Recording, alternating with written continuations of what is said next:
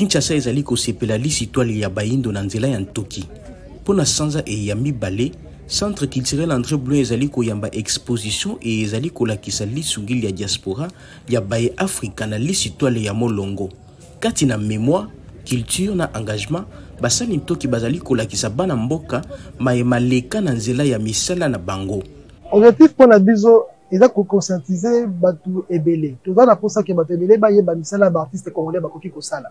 Ebele bakanisaka ke ba artiste congolais basala ka ba œuvre moko kaka pona ko sepelisa mindele et ainsi de suite. Alors que ba artiste o ba exposer lelo awa, eza ba artiste oyo bazo honorer ba mémoire ya ba africain, ba yindo lokola biso. Tozo lobela ba yindo lokola biso, nini basala pour que Afrique ezwa lumière à makasi. Na ba fo de sanda ono samokina ko ebisa bango ke ete te bosani bango te.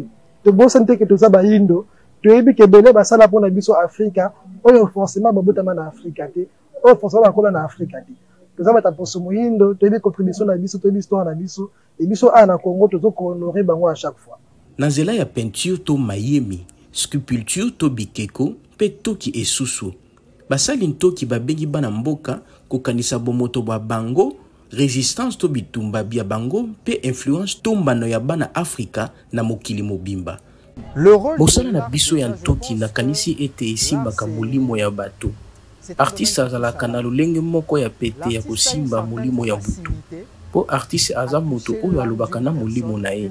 Na nzela ya misala na ngai, nalukaka kosala ete sango moko eyokana, kotombola bososoli pe kokabola emoneli oyo eleki maloba.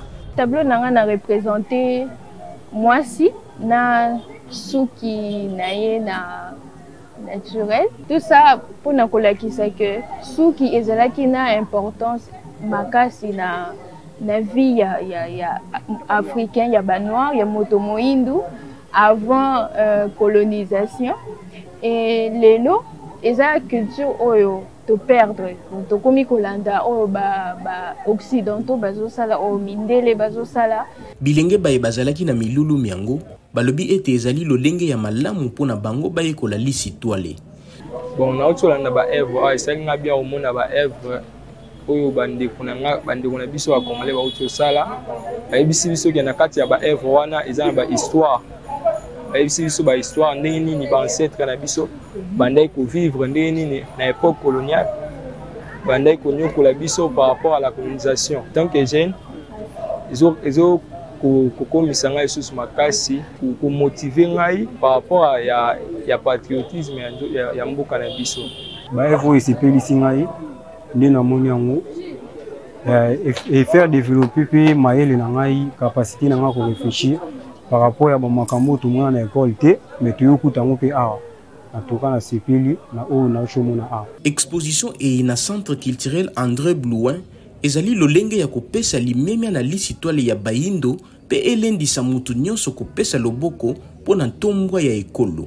André Ndambi pona VOA Lingala, Kinshasa.